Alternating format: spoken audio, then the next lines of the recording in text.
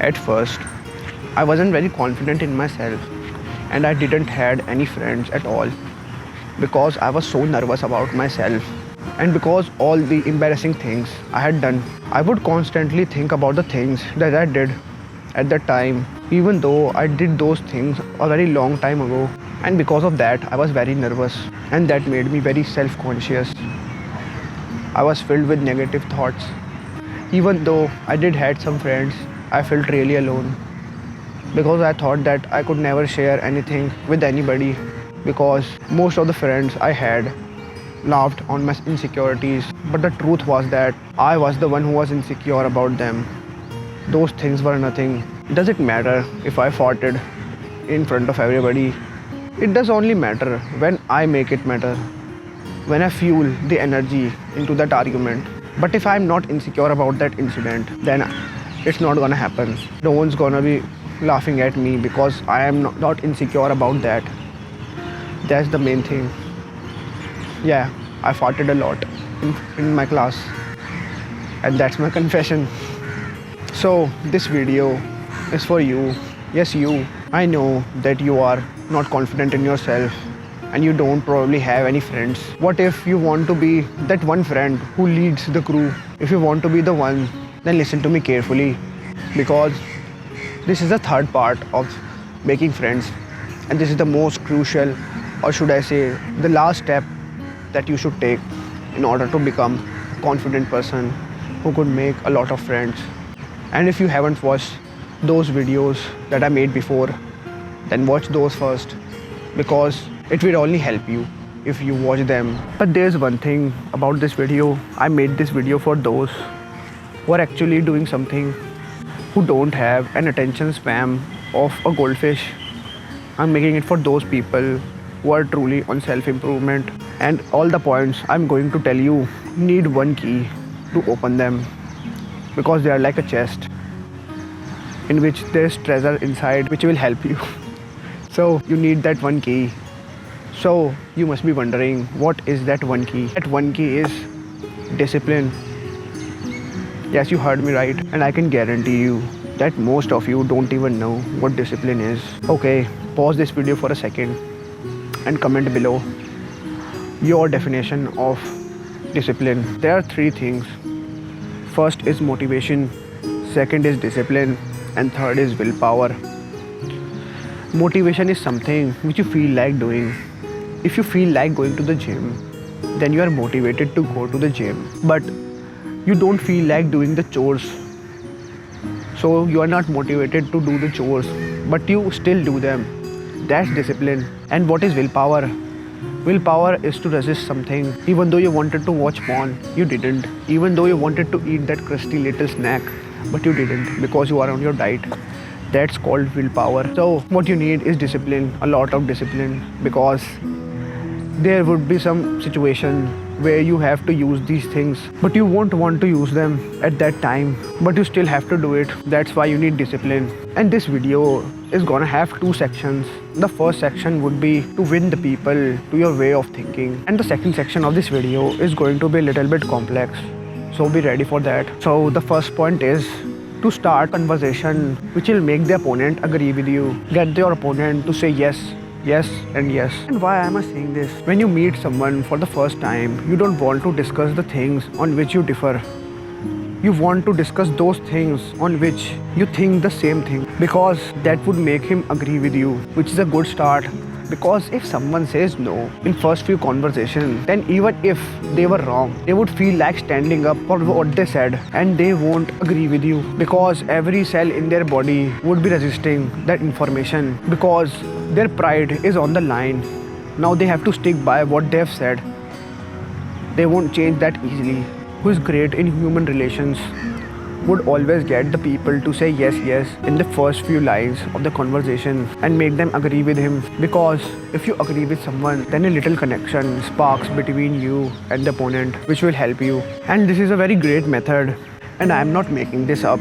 This is one of the points that Socrates, and you don't even know Socrates, do you? Socrates was one of the most greatest philosophers in the world, and he derived this method. He did something that only a few handful of people did in history. He sharply changed the whole course of human thought.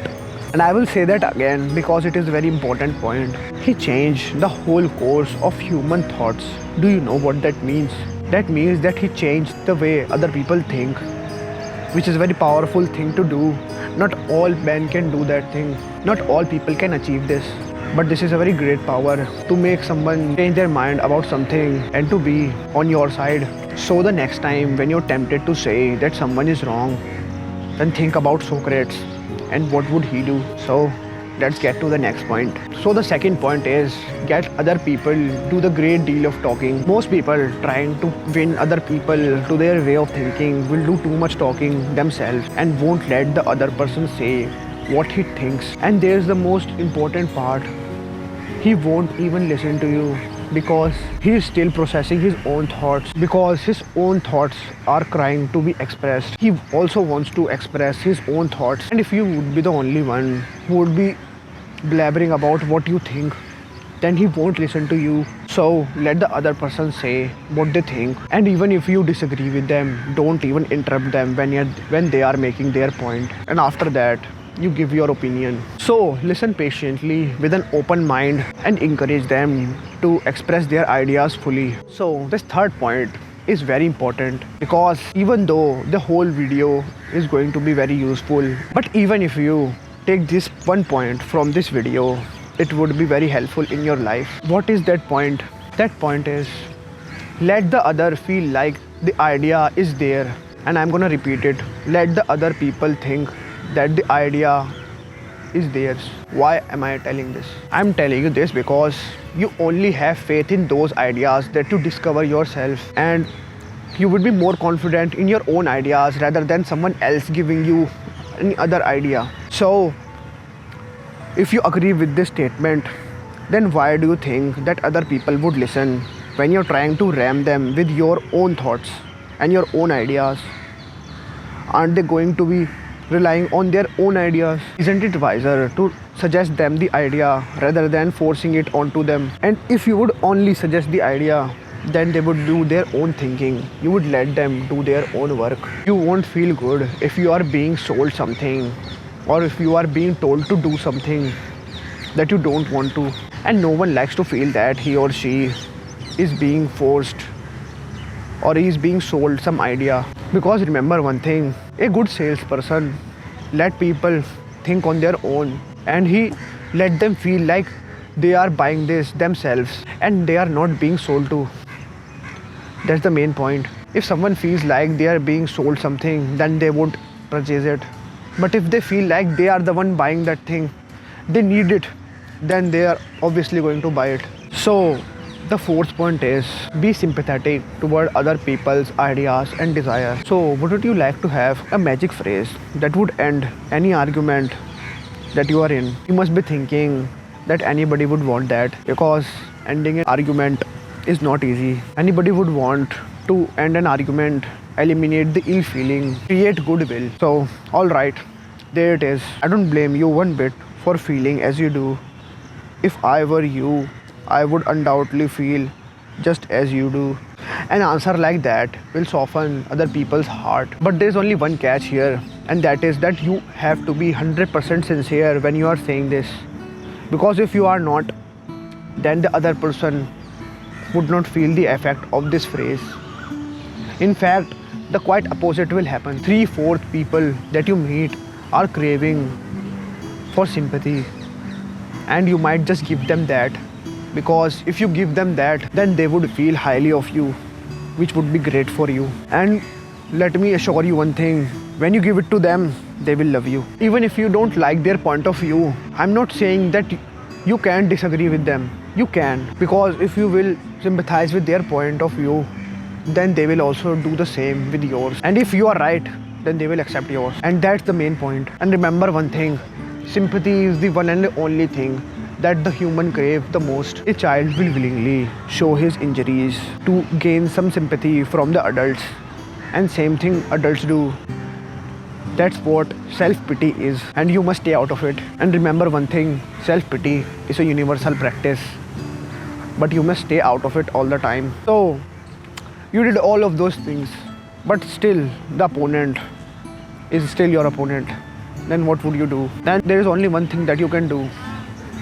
And it might sound cheesy, and I'm really emphasizing the word cheesy here because it's very cheesy, but it would work. And that is to appeal to the nobler motives. Show them that how good you are, how good do you want of the world.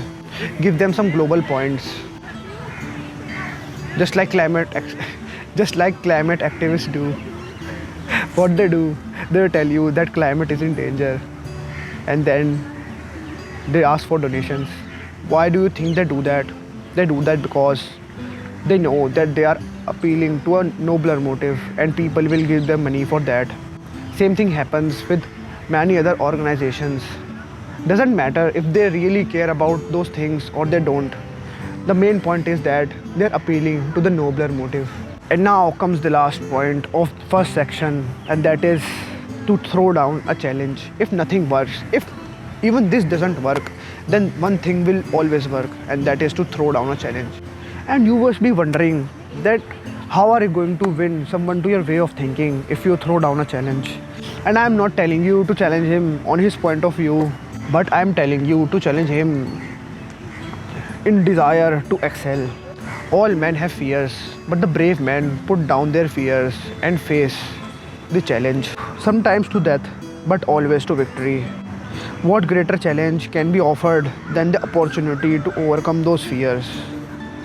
And that is what it is all about. That is what every successful person loves. And that's what you are going to do when you throw down a challenge. You are going to give them the chance to express their desires. And by doing that, if your point is valid, then they will accept that point because they are not fearing anything. They put down their fears and accepted the challenge. Now, this is the second section of the video. And in this section, I will tell you how to change people without arousing any resentment. And this is very important because in first part, we talked about how to change the way people think. But this part, it is very different from the first one. And it might take a little bit time to master, but it's worth it. So let's get into it. The first point might sound very basic, but it is very necessary. So what is the first point? The first point is to praise the person and give honest, sincere appreciation. And what do I mean by that? I mean by that is when you find a fault in someone, or you might find something that someone did wrong, then what would you want to do? You want to praise him or her for something, and after that, you can tell him or her about the faults. And you might wonder why it will work. Well, it's very obvious.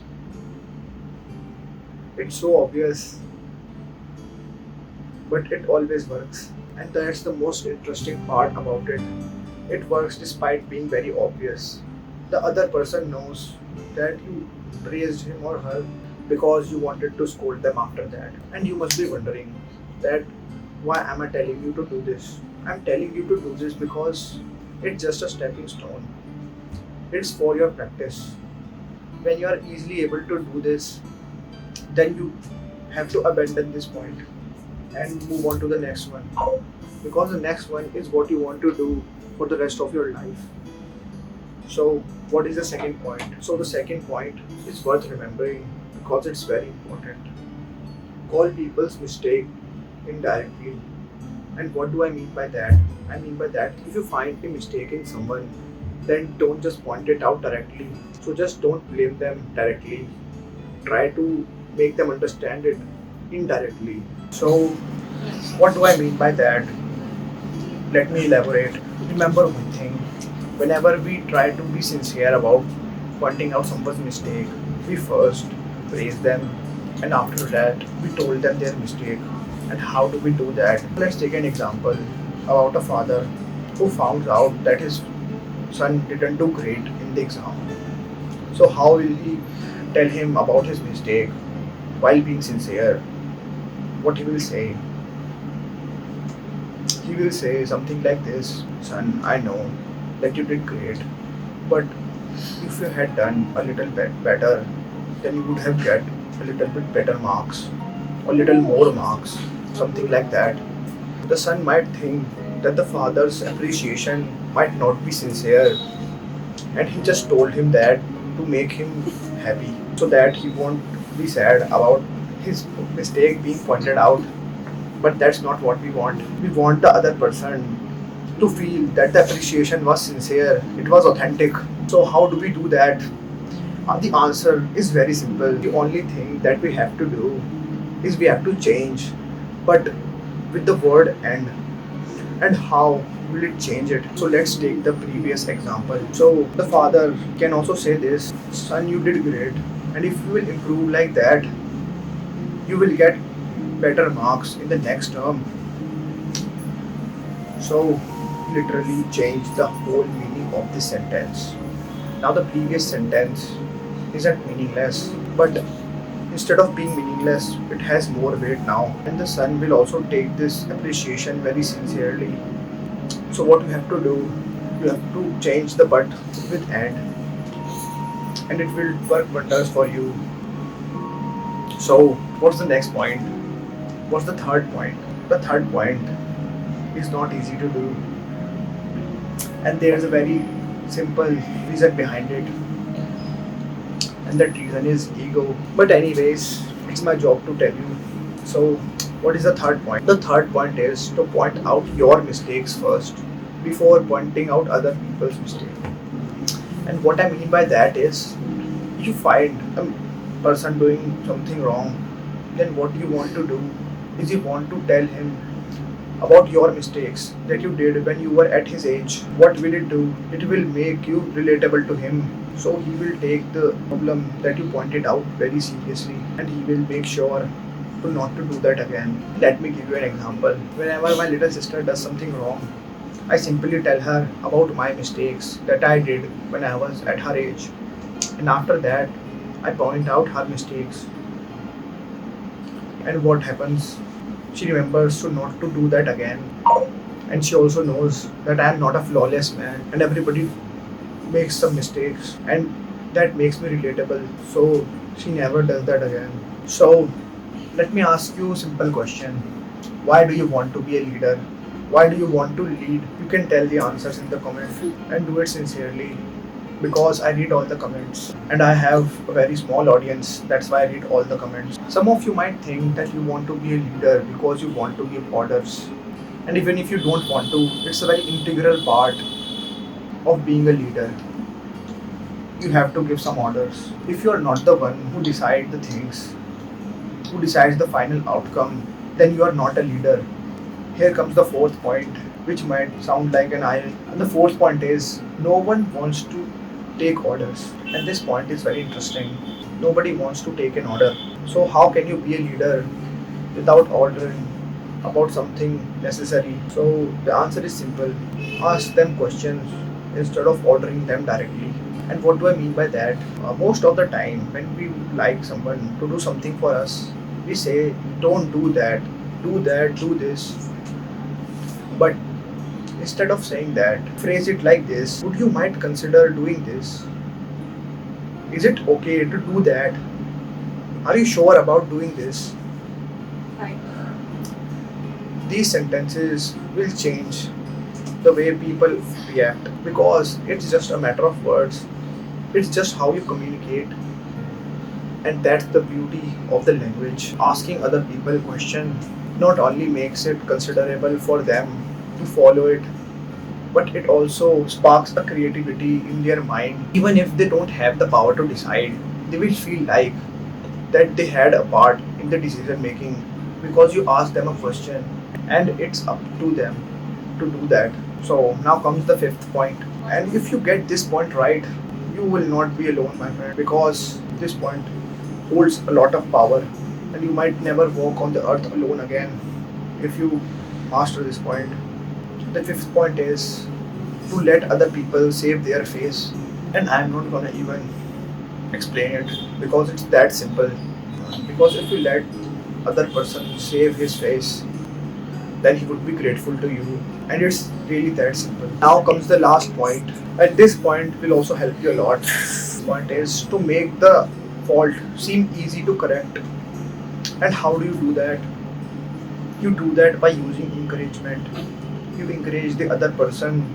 Instead of berating the other person about his mistake, you encourage him, and that will make him feel that the mistake is easy to correct. If you don't berate the other person, because what usually happens is that other people berate the person for making a simple mistake, and that makes a very simple mistake seem very big. And what you have to do is the opposite of that. You have to use encouragement, and you have to tell the other person that is not a very big mistake, and by doing that the mistake might seem easy to correct, and most of the time it is. And if it isn't, it will also help you because it would seem like it. So that's it for today. I hope I provided some valuable things in this video, and I will continue to do so. You can also comment below about the topics that you want the videos on, and I will make the next video on those topics that you need. So keep grinding, and I will see you soon.